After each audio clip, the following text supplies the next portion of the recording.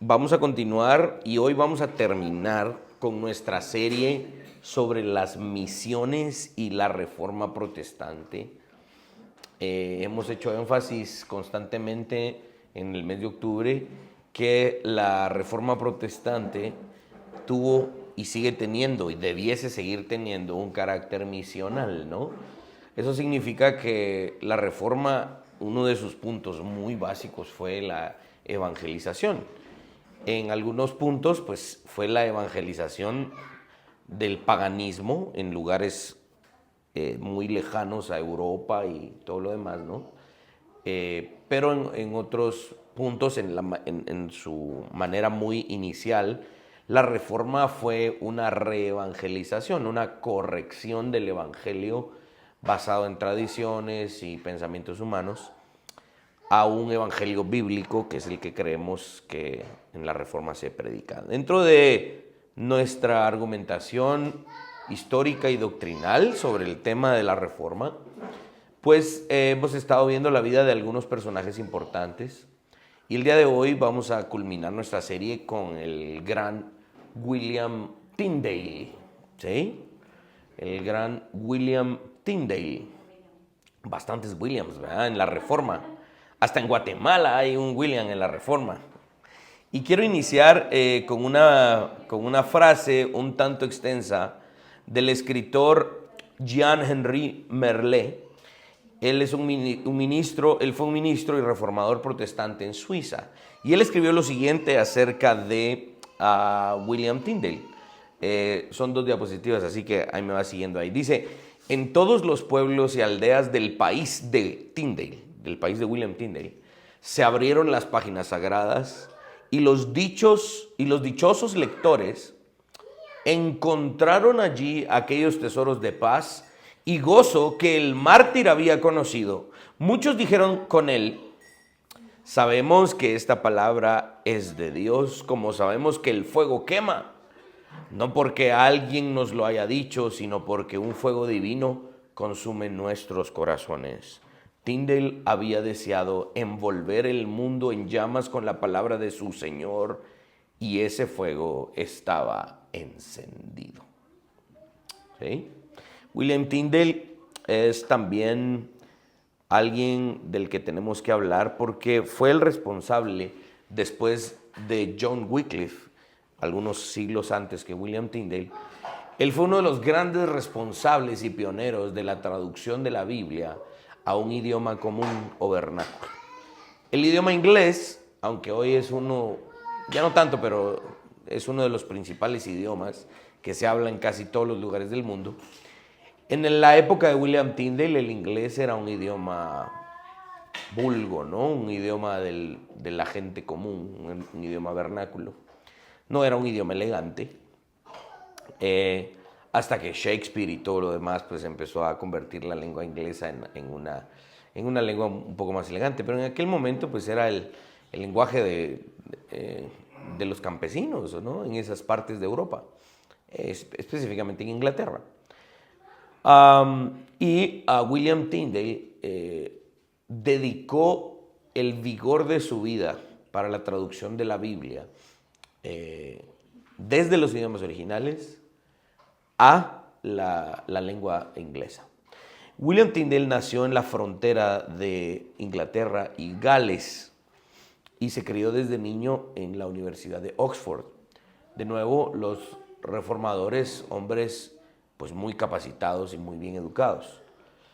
Durante un largo periodo de tiempo en la Universidad de Oxford, William Tyndale creció y aumentó su conocimiento en lenguas e idiomas. Él tenía una inclinación por los idiomas. No sé si vieron una noticia hace un tiempo aquí en Guatemala de un joven que creo yo que trabajaba aquí en el aeropuerto, creo yo, o en algún lado, ¿no? Que es un joven, era un joven políglota y él tenía mucha facilidad para los idiomas y hablaba como 8 idiomas. No como aquella señora de molto difficile, no, nada que ver. La señora que le dieron ese hueso ahí en la universidad en Calusac, pero no hablaba nada. No, este joven sí tenía una inclinación y una facilidad por aprender otros idiomas y hablarlos bien. ¿Sí? Ya yo tengo una admiración muy grande por ese tipo de personas. Por ejemplo, este director técnico, director de equipos de fútbol, Josep Guardiola. Josep Guardiola es uno de los técnicos de fútbol más condecorados del mundo y es una mente brillante, no solo para el fútbol. Él habla 5 idiomas y los habla fluidos, ¿no? Español, catalán, que digamos que es una derivación del castellano, también habla alemán, habla inglés, habla no sé qué otros idiomas. Yo tengo una admiración por esa gente. William Tyndale era uno de estos, tenía mucha facilidad para las lenguas y otras artes liberales como el conocimiento de la escritura, que es algo que le llamó mucho la atención. Él se consideraba un adicto de la escritura. Él se llamaba así, un adicto a la Biblia. Tanto así, perdón, se me zafó aquí. Tanto así que lo que era prohibido leer, él lo leía a sus compañeros de universidad en secreto, a pesar de que era contra las reglas, él lo hacía. Y él leía no solo la Biblia, sino que fragmentos de otros teólogos para empezar a bañar a la gente de un conocimiento distinto de lo que la Iglesia Católica enseñaba, ¿no? Todos los que conocían a William Tyndale lo consideraban y lo estimaban como un hombre de disposición muy virtuosa y una vida sin mancha. Era un hombre muy recto.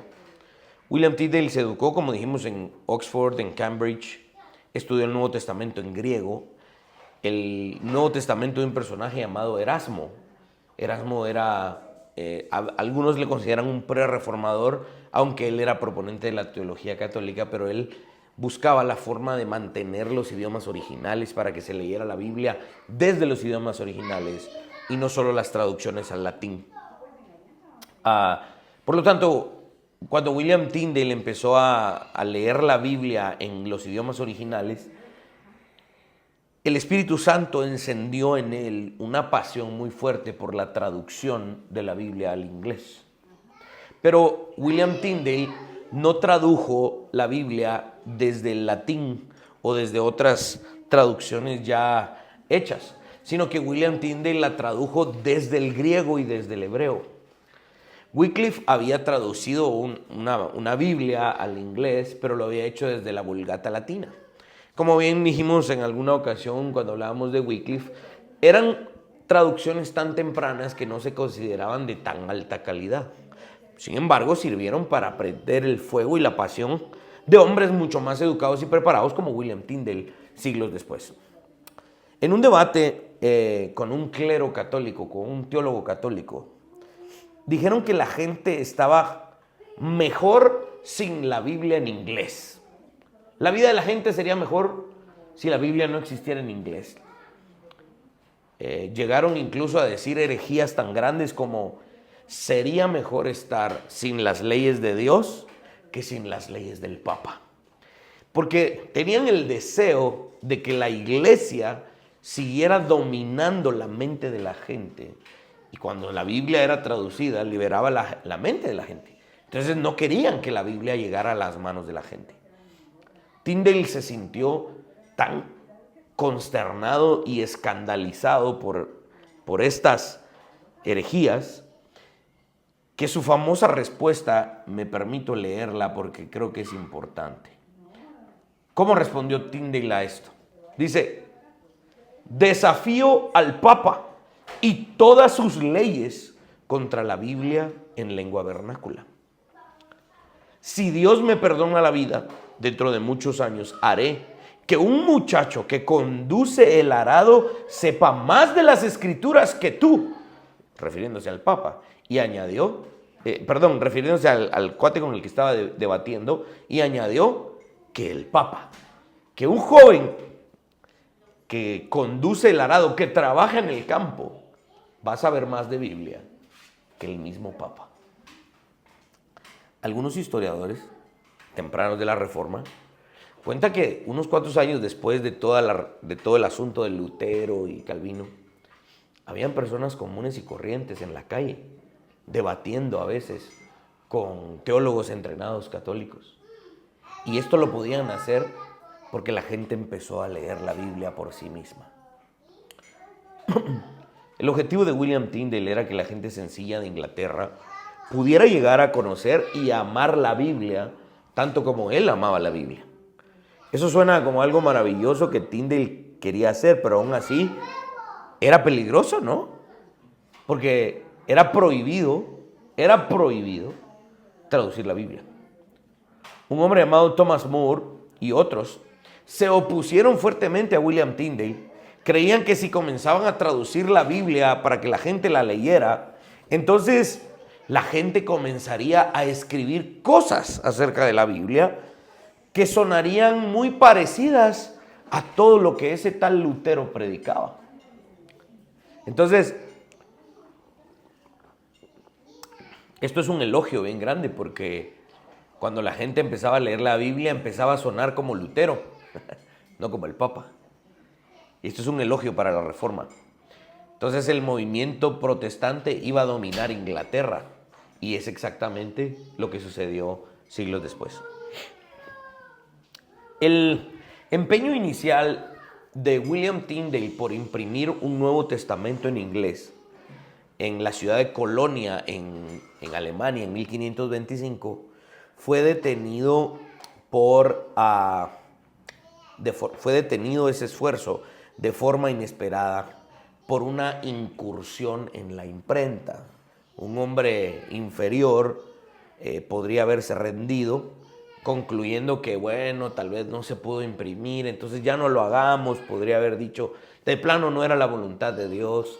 Pero William Tyndale no se achicopaló, no tuvo miedo, no se intimidó cuando empezaron a invadir las imprentas para que éstas no imprimieran material de Lutero y no imprimieran Biblias en idiomas vernáculos. William Tyndale no abandonó la misión que él creía Dios le había encomendado. El sentido del deber que Tyndale tenía era asombroso y voy a hablar de eso un poco en la aplicación. Abandonando toda precaución, ¿sí? Tyndale ya no se cuidaba, sino que estaba dispuesto a ir y a seguir traduciendo la Biblia. Tyndale huyó de Alemania y llegó precisamente a la ciudad de Worms, en Alemania. Esta ciudad es importante porque fue la ciudad en donde quisieron declarar a Lutero como hereje. Y fue allí, en ese concilio, en la dieta de Worms, que Lutero lanzó su famosa declaración: mi conciencia es cautiva de la palabra de Dios, y si no se me convence por medio de las Escrituras, no me voy a retractar. Aquí estoy, Dios me ayude. Tyndale llegó a esa ciudad. Un poquito más adelante voy a hablar de la transformación de esa ciudad de Worms después de lo que Lutero hizo ahí. El objetivo de Tyndale permaneció inalterable.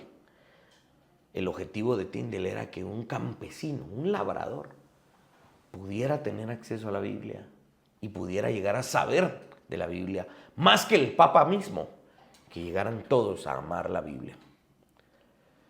Lo que encendía esta intensa pasión en el alma de William Tyndale era su convicción fundamental de que la fe que puede salvar es solamente obtenida por medio del conocimiento de la verdad, y por eso se necesitaba que la gente leyera la verdad, leyera la Biblia.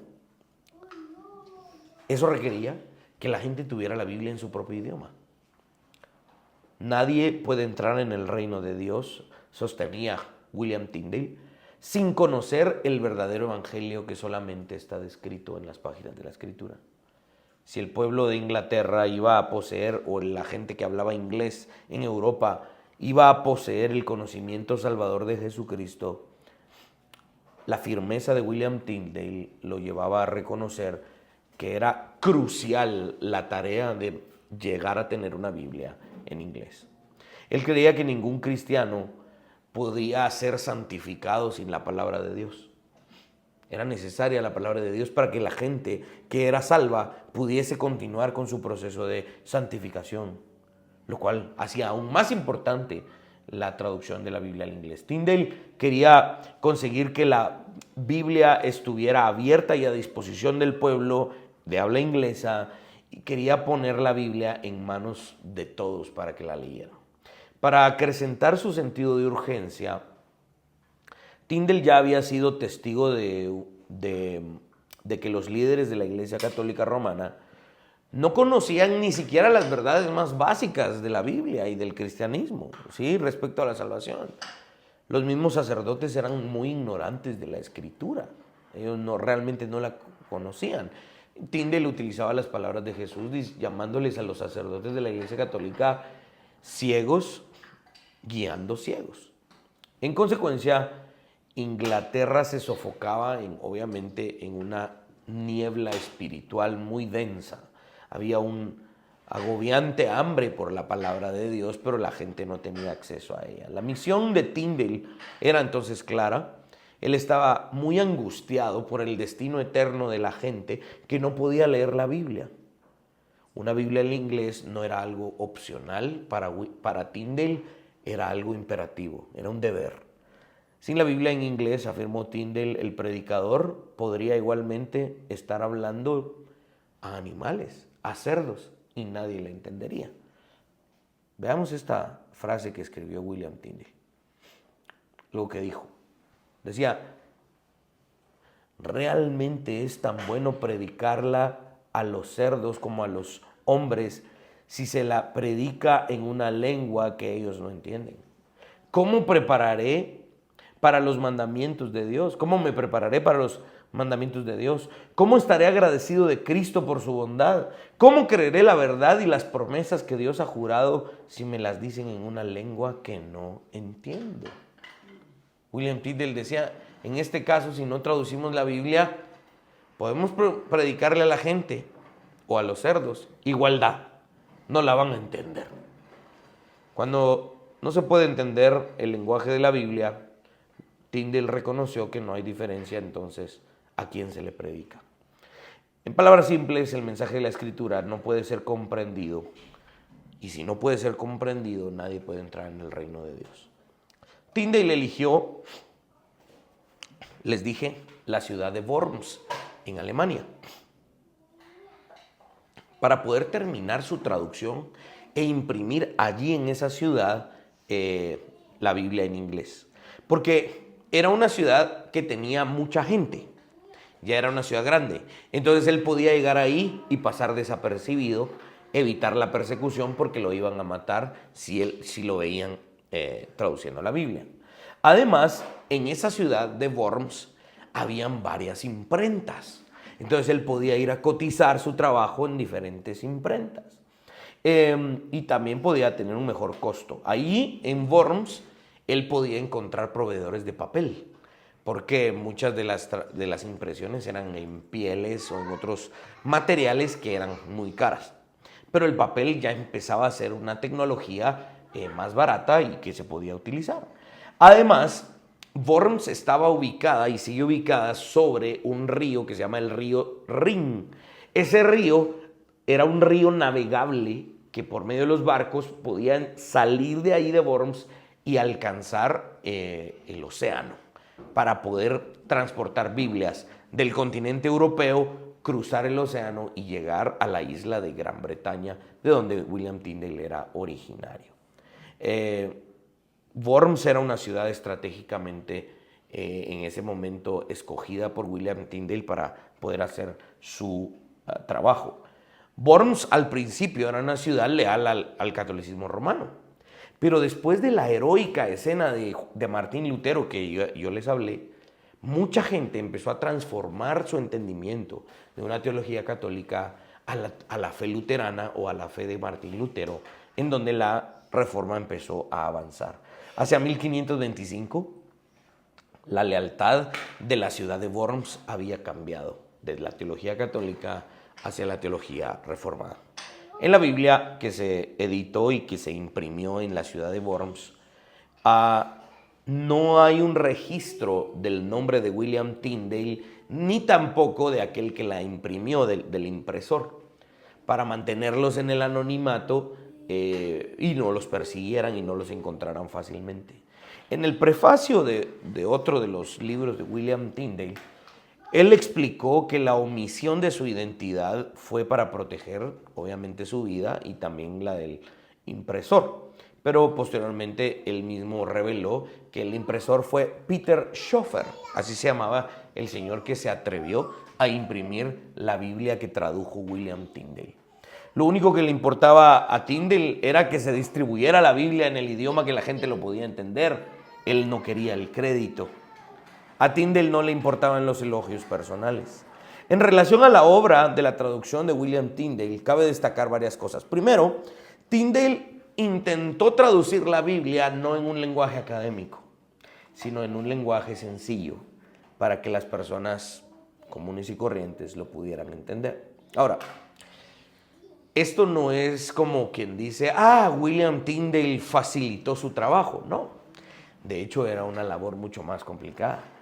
Había que ser alguien que dominaba bien la lengua del idioma original y también debía de conocer el idioma al que iba a ser traducida para poder hacer una traducción fiel al texto original, pero que al mismo tiempo la gente lo entendiera. Hace un tiempo me puse a estudiar yo de las técnicas de traducción bíblica y tristemente hoy, con el avance de la tecnología, ha prevalecido el deseo de la simplificación del texto por sobre la fidelidad al significado original. Existen tristemente Biblias populares, traducciones populares que son paráfrasis o ampliadas o resumidas, que es para que a la gente le den ganas de leer. Pero tristemente han perdido mucho del significado original del texto, con el afán de que la gente lo entienda. En inglés, por ejemplo, hay una Biblia que se llama The Message, el mensaje. Y era un teólogo liberal, si no estoy mal, él se llamaba Eugene Peterson. Y él precisamente tenía esto en mente. Hombre, la gente no necesita saber los detalles del texto original. Traduzcamos algo muy, muy simple, que cualquiera lo pueda entender. Pero el problema es que se divorciaron del compromiso de llevar la fidelidad del mensaje original. Y simplemente lo hicieron muy sencillo y le dieron una interpretación, realmente no una traducción. Ahora, este no es el caso de William Tyndale. William Tyndale y sus traducciones hasta el día de hoy se reconocen como de las más altas calidades, porque era un hombre que dominaba realmente las lenguas. Era un hombre que realmente había estudiado. Él estuvo en algunas ciudades en Europa donde habían muchas personas judías y habían sinagogas. Y él iba a esas ciudades a aprender de la gente que hablaba la lengua hebrea. Y la aprendía bien, con tal de poder traducir del idioma original. Tristemente, solo logró traducir la mitad del Antiguo Testamento. Pero tradujo todo el Nuevo Testamento y la mitad del Antiguo Testamento, se estima. Eso es un logro gigantesco. Y cuando hablamos de la traducción de Tyndale, era una traducción que la gente podía entender, pero que al mismo tiempo era fiel al significado original del texto. Esta es una obra providencial de Dios en un hombre tan preparado como William Tyndale. Un escritor de apellido Daniel explica que Tyndale prefiere un inglés claro, cotidiano y oral, que tenga el mayor significado para sus lectores ingleses en una lengua común. El verdadero genio de William Tyndale radica en descubrir la forma de inglés más simple para que la gente pueda entender, ¿sí? Pero un inglés simple que la gente pueda entender las grandes verdades del texto. Este estilo accesible del inglés fue tomado del lenguaje del uso de la época. En otras palabras, Tyndale escribió en un lenguaje cotidiano para la gente promedio. Allí radica el gran atractivo de sus traducciones y por eso es que se empezaron a reproducir y la gente las compró, las leyó, las distribuyó más fácilmente. En segundo lugar, William Tyndale intentó que el lector avanzara de manera ligera en su lectura de la Biblia. ¿eh? A mí que me toca obviamente el estudio de la teología y todo lo demás, a veces estoy leyendo ciertos teólogos que digo, estos se esfuerzan para que uno no entienda, ¿va? Usan lenguaje adornado y técnico y esto, y a veces hasta en alguna medida un tanto desordenado, porque en inglés se le llama rabbit holes, son como rabbit trails, les llama, que es como una vereda de un conejo. Cuando uno ve correr a los conejos corren para todos lados. Entonces hay un teólogo que está hablando de esto, pero de repente se le da una idea y se mete a hablar de esa cosa que no tiene nada que ver con el punto inicial. Y después de 3, 4 páginas regresa a lo que estaba hablando. Eso es muy difícil. Es muy difícil leer a alguien así. Pero William Tyndale no hizo eso. William Tyndale se esforzó de tal manera que la gente no se perdiera en la lectura. Sus traducciones tienen ese gran beneficio. Cuanto más corta era la palabra en inglés que él utilizaba, él creía que era más fácil para la gente o para el ojo humano avanzar en la lectura de una página. Él estaba convencido de que las palabras más breves suelen ser más claras que las palabras más largas. Vean que la traducción de Tyndale tenía elementos bien importantes, ¿no? Y esto tiene que ver con su trabajo evangelístico posteriormente. Cuando se necesitaban palabras más complicadas, Tyndale las ubicaba intencionalmente al final de las oraciones para que la gente entendiera la mayor parte de las oraciones y se ocupara de lo más difícil al final. Otro punto importante es que William Tyndale pretendía hacer algo más que llegar solo a la mente de los lectores. Su intención era también conmover el alma de los lectores. Tyndale estaba tan interesado en el estilo del lenguaje al que estaba traduciendo como en la sustancia de toda palabra y frase que él utilizaba. William Tyndale elaboró con sumo cuidado cada aspecto de sus oraciones que traducía, de manera que el Espíritu Santo impartiera la verdad de un modo que conmoviera el corazón, el alma y la mente de una persona. La misión de William Tyndale era crear una obra no solo que le enseñara la mente, sino que además hablara al corazón. Esto es un notable éxito de las traducciones de Tyndale. Este triple enfoque estaba en la mente de William Tyndale mientras él traducía y ponderaba cada frase para traducirla al idioma vernáculo inglés. En realidad actuaba como un mediador entre el griego original y el inglés al que se exportaba ese griego. Él era una especie de mediador, ¿no?, para negociar con el griego y que se exportara bien al inglés. Tyndale estaba cambiando el rumbo de la lengua en inglés. Tyndale escribió una breve observación al final del Nuevo Testamento que él tradujo. Esta palabra final tenía el propósito de llamar al lector a la acción. ¿Sí? Ahora en temas de marketing se le llama el CTA, Call to Action, el llamado a la acción, ¿verdad? Nos estaban dando una conferencia a Eddie y a mí sobre el tema de las redes sociales y ustedes tienen que postear esto y los videos y todo lo demás, pero al final tiene que haber un CTA, un Call to Action, que la gente sea llamada a la acción después de que ustedes publiquen algo. Pues este era el punto de William Tyndale al final de su Nuevo Testamento, ¿no? Era una apelación directa, esta era una nota final expuesta con una pasión muy urgente. El lector debía responder a la Biblia y hacer algo. Tyndale llama al lector a considerar con sumo cuidado el invaluable tesoro que ellos tenían en sus manos, no porque él había traducido, sino porque eran las palabras vivas de Dios. Hoy tal vez ustedes no estuvieron con nosotros acá en la zona 12, pero yo por eso elegí un salmo específico para leer, el Salmo 17, que habla precisamente de esto, de las verdades y la contundencia de la palabra de Dios. Y también elegí un himno que se llama Santa Biblia, ¿sí? Y habla de esto. Termina con esta frase: eres un tesoro aquí. La Santa Biblia es un tesoro. Y esa era la urgencia de William Tyndale para todos aquellos que leían el Nuevo Testamento. Además, y aquí es donde viene la parte misional, William Tyndale, en su nota final en el Nuevo Testamento, el cual fue reproducido y y fue también compartido en grandes cantidades en aquella época. El mensaje de la acción a la que William Tyndale llamaba al lector era el mensaje al arrepentimiento. Si usted ha terminado de leer el Nuevo Testamento, le llamo al arrepentimiento. Y es aquí en donde de nuevo el concepto de la misión no se desliga de la labor de los reformadores. Aquí en esta nota final, William Tyndale extiende las riquezas espirituales del Evangelio a los predicadores que están en bancarrota moral.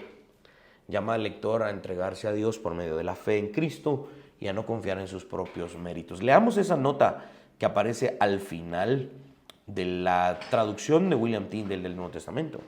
Dice: te exhorto, lector, a que seas diligente y vengas con una mente pura y, como dice la Escritura, con ojos sinceros a las palabras de salud y vida eterna, mediante las cuales, si nos arrepentimos y creemos en ellas, volvemos a nacer, somos creados de nuevo y disfrutamos de los frutos de la sangre de Cristo. Esta ha comprado vida, amor, favor, gracia, bendición y todo lo que se promete en la Escritura para aquellos que creen y obedecen a Dios.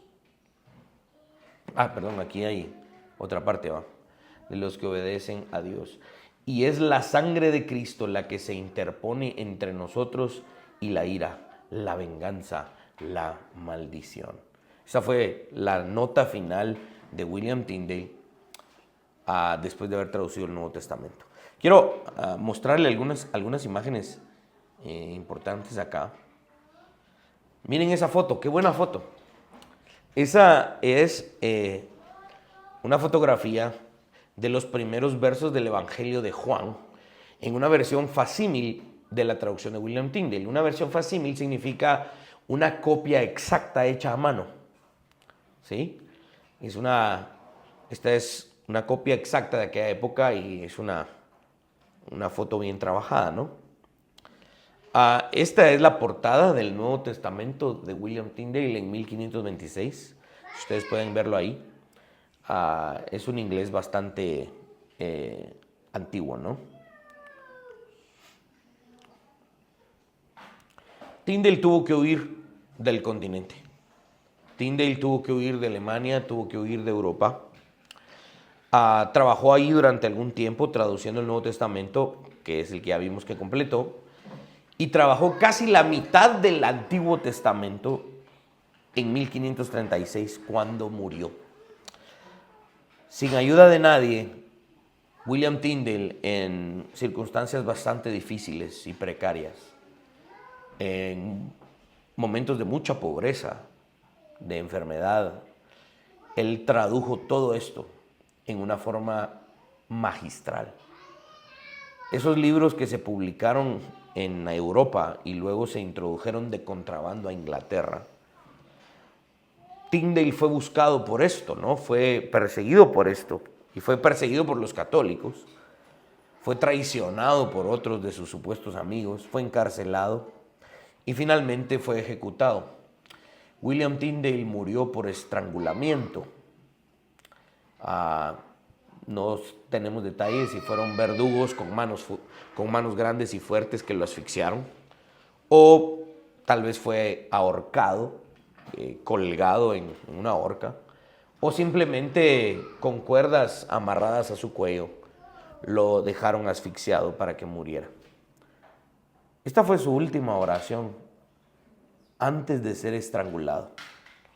Y este es el punto de nuestra serie, Misioneros a la propia tierra. Miren la oración de William Tyndale. Señor, abre los ojos del rey de Inglaterra. Esas fueron sus últimas palabras antes de morir. Ahora, Dani nos enseñó que Dios le contestó una oración a John Knox. ¿Será que Dios le contestó esta oración a William Tyndale?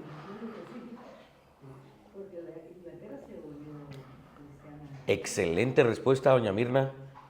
Dios respondió la última oración de William Tyndale. No de una manera sencilla, no inmediata, ¿verdad? No era, Dios no es un horno microondas, ¿verdad? Que responde en 2 minutos. Pero Dios respondió la oración de William Tyndale mientras estaba siendo asfixiado. Fue Enrique VIII, quien todavía era rey en ese momento. No pasó mucho tiempo, solo 7 años después de la muerte de Tyndale, cuando el rey de Inglaterra dio el permiso para que se llegara a lo que hoy en la historia de Inglaterra se conoce como la Gran Biblia. Esta no es la King James. La King James fue tiempo después, pero fue el trabajo de Tyndale el que llegó a manos del rey Enrique VIII en Inglaterra y por providencia de Dios entregó a su cardenal y a los cleros de ese momento.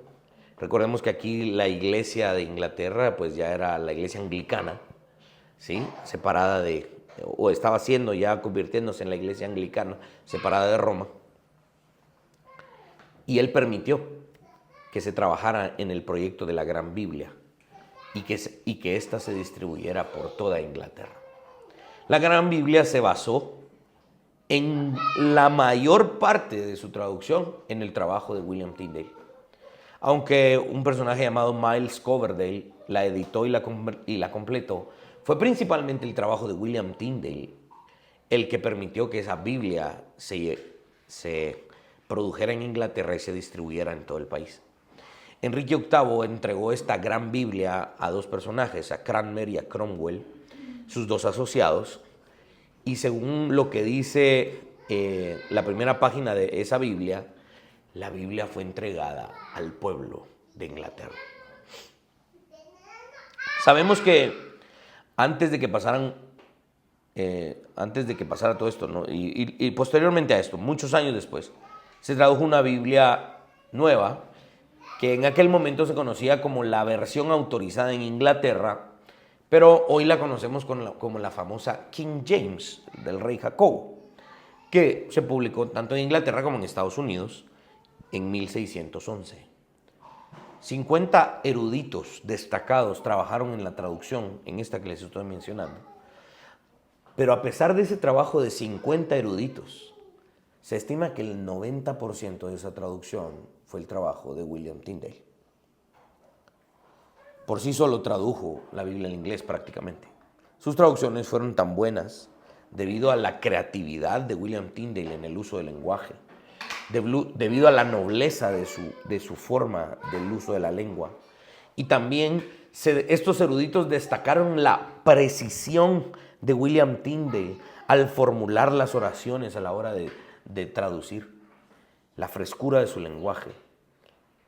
Esto fue lo que se destacó y llegamos al entendimiento de que este es un trabajo de un hombre que Dios dotó de conocimientos específicos en el uso de los idiomas, incluido el inglés, para que no se perdiera el mensaje original del texto.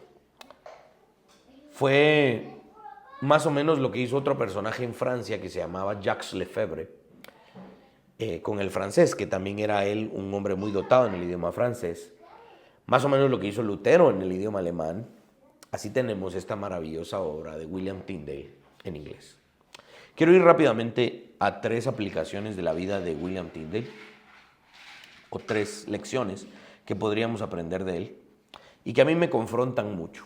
Esta, en particular, a mí me confronta mucho porque he estado estudiando acerca del tema y desarrollando algunos mensajes, y yo mismo no me considero de verdad un hombre que esté, digamos, representando bien estos conceptos. Le pido al Señor que me ayude de verdad y espero poderlo hacer conforme pasa el tiempo y en lo que resta de mi vida. Pero una de las cosas que tenemos que aprender de William Tyndale es el enfoque y la disciplina que tuvo. ¿Sí? Tyndale, si hubiese sido músico, él hubiese aprendido solo una nota y tocado una nota, pim, pim, pim, todo el tiempo. Todo el tiempo el pensamiento de William Tyndale era la Biblia en inglés, la Biblia en inglés, la Biblia en inglés, la Biblia en inglés. Él no pensaba en otra cosa más que eso. Él sabía lo que Dios lo había llamado y nunca vaciló. Esto exasperaba a los reyes de Europa e indignaba a muchos en la iglesia, porque simplemente William Tyndale no se daba por vencido, a pesar de la presión política, las promesas halagadoras, porque no entro a los detalles de mucha gente que lo traicionó, a pesar de las sentencias de muerte y las promesas de que lo iban a asesinar, las puertas cerradas, los sobornos tentadores, porque también lo intentaron sobornar para que dejara de traducir la Biblia. Todo eso cayó en oídos sordos. William Tyndale no le prestaba atención a eso. Los colaboradores de su círculo íntimo, del círculo íntimo de William Tyndale, fueron quemados en la hoguera. Y otros lo traicionaron, como ya les dije. La reforma se desarrollaba a su alrededor y produjo muchos avances y debates positivos. Y él hubiese sido distraído por eso, pero no se dejó distraer. Se mantuvo concentrado en la obra que Dios le había demandado, y esta era la traducción al inglés. Durante más de una década, su vida consistió en traducir, mejorar sus habilidades lingüísticas, publicar, revisar lo que había traducido, y una vez había traducido, se involucraba en contrabandear estas Biblias y estos escritos para que la gente las pudiera tener en Inglaterra. Los grandes legados requieren un gran enfoque y concentración. Si hay personas que han dejado legados es porque han sido personas que se han enfocado y se han concentrado. Tristemente esto no es muy común en la vida de los cristianos, y creo que es algo que podemos aprender de William Tyndale. El segundo punto que me gustaría extraer como un asunto práctico de la vida de William Tyndale es el sacrificio. Vaya si no, él sacrificó muchísimo en su vida. Fue educado en Oxford, ordenado al ministerio, un hombre brillante. Él era muy joven cuando empezó y podía haberse convertido en una historia de éxito en la iglesia o en la universidad. Él era un erudito, era un académico. Como muchos en la familia de Dios, Dios tenía otros planes y otras experiencias para William Tyndale. Esos planes incluían este legado de la Biblia en inglés, y el camino para llegar a eso fue de mucha pobreza en muchos momentos de su vida, exilio, persecución.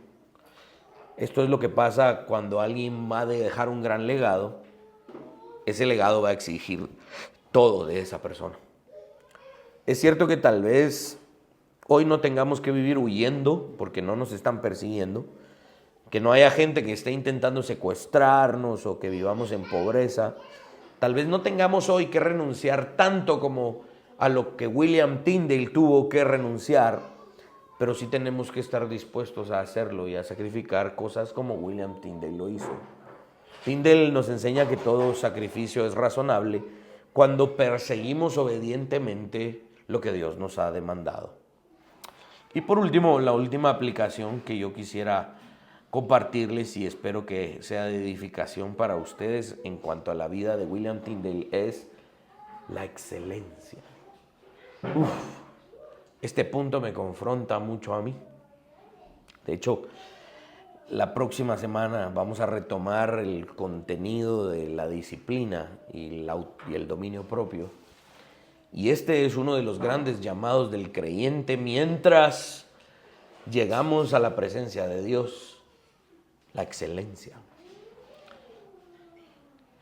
Solo la palabra de ponerme a pensarla de verdad me confronta mucho, porque tristemente debo de aceptar que he sido mediocre en muchas cosas.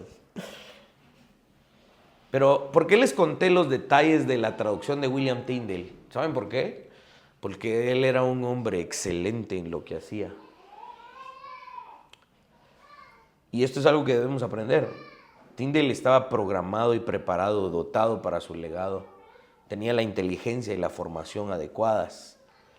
Nació en el momento y en la circunstancia adecuada. Nació para traducir la Biblia al inglés, y le dio todo lo que él tenía. En lugar de improvisar con su talento natural, siguió perfeccionando sus habilidades. Y esto es uno de los puntos a los que yo voy a llegar, precisamente en la serie que estamos tratando de la disciplina y el autogobierno, el dominio propio. Hay personas que tienen mucho talento, pero como dijo el el gran profeta Vico sí, el rapero, el reggaetonero. Tienes el talento, pero te falta mucha práctica. Y ese ha sido muchas veces el problema de muchos creyentes. Eso lo vemos en el deporte, lo vemos en la música, lo vemos en muchas áreas. Gente muy talentosa que no se tiene que esforzar tanto como otros, ¿sí? Pero Tyndale tenía el talento. Ya lo traía, era natural. Pero no se aferró solo al talento, sino que a su talento natural le agregó el trabajo para dar a luz a la hija del talento y el trabajo. La hija del talento y el trabajo es la excelencia, y eso es lo que William Tyndale nos modela. En lugar de improvisar, de verdad buscó la forma de perfeccionar sus habilidades. Dejé muchos detalles de la vida de William Tyndale afuera. Uno de los que más me impresionó es que él se iba a meter a las comunidades hebreas para aprender mejor el lenguaje. Podrían haberlo hasta tachado de que quería ser judío, pero él estaba allí porque quería entender mejor el lenguaje hebreo. Revisaba y ajustaba continuamente su traducción. No solo traducía fielmente, sino que un teólogo lo pone así: William Tyndale traducía con musicalidad. Muchas de las frases y palabras de nuestras Biblias provienen precisamente de la traducción, por ejemplo, de la King James. Como muchos suponen, Tyndale no dependía de estos traductores, sino que al contrario, estos traductores dependían de lo que William Tyndale hizo. Era inflexible. William Tyndale era inflexible en el uso de las palabras. Esto, a mí, en una de las primeras clases que yo recibí en el seminario, un maestro nos decía eso: señores estudiantes, aquí está su tarea, este es el ensayo académico que ustedes tienen que entregar, tienen que entregarlo en este formato, las citas bibliográficas tienen que ir así, así, así, y les va a pasar algo, nos dijo. Él se llama, me recuerdo muy bien, él se llama Jim Maples, creo que todavía está vivo, es un gran teólogo y un gran académico en el Seminario Teológico de Birmingham, Alabama, y él decía: espero que cuando ustedes estén escribiendo sus ensayos para entregarme sus tareas, espero que tengan una lucha interna y que les cueste decidir qué palabra utilizar para expresar mejor la idea que me quieren presentar. Y este era el espíritu de William Tyndale, inflexible, hasta no encontrar la palabra que de verdad va a expresar mejor la idea, no avanzo. William Tyndale volcó todo lo que tenía y todo lo que era para lograr esto. Él era un hombre excelente, y creo que es algo que debemos aprender. En contraste, nos sentimos tentados muchas veces solo a hacer lo suficiente, en palabras filosóficas chapinas, para sacar el chance, para hacer un chapuz. Esto es lo que me pidieron, ahí voy. William Tyndale no tenía un jefe, no tenía un editor. Él no era un escritor de aquellos que la editorial le estaba diciendo: para tal fecha lo queremos y lo vamos a revisar y le vamos a mandar nuestras correcciones. No, él era el escritor, el traductor, el editor. Créanme, hombres así ya no existen. Tristemente, hemos volcado nuestro esfuerzo solo para cumplir con lo que nos toca. Damos lo que consideramos apropiado y esperamos los aplausos, ¿verdad? Procrastinamos. Esa palabra a veces me retumba en el corazón y en la mente porque somos procrastinadores. William Tyndale no lo era. Muchas veces hacemos concesiones, nos olvidamos de todo, pero Tyndale nunca descansó y nunca permitió que su estándar se basara en la comparación con alguien más. No. Él conocía la tarea que Dios le había dado, le había asignado, y vivía para cumplirla cada vez mejor. El mundo no fomenta la búsqueda de este tipo de legado pleno y obediente. El enfoque y el compromiso para algo hoy se considera como algo aburrido.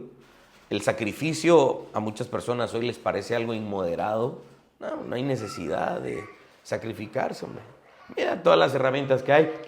Abrí ahí ChatGPT, abrite ahí la inteligencia artificial.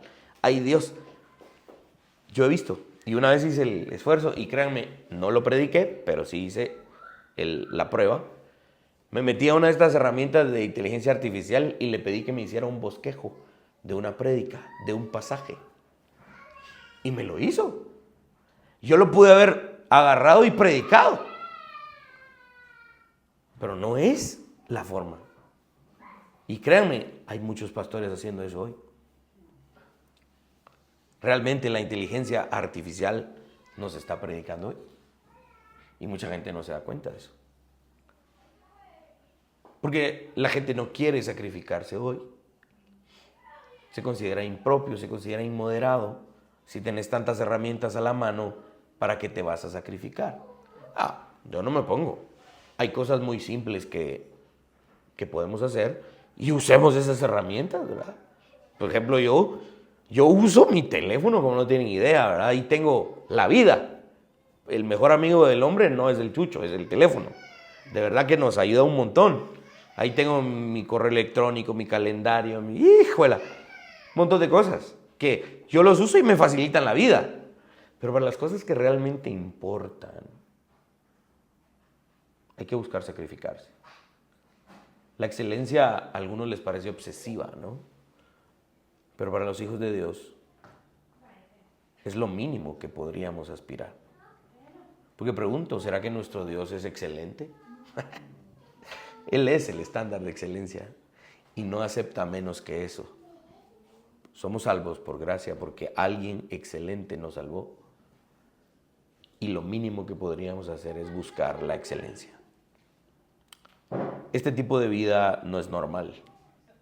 Y espero que una congregación como la nuestra se convierta en algo normal. Muy probablemente es por eso que las vidas normales no producen legados duraderos. He aquí, exactamente, 499 años después, estamos hablando de un hombre llamado William Tyndale.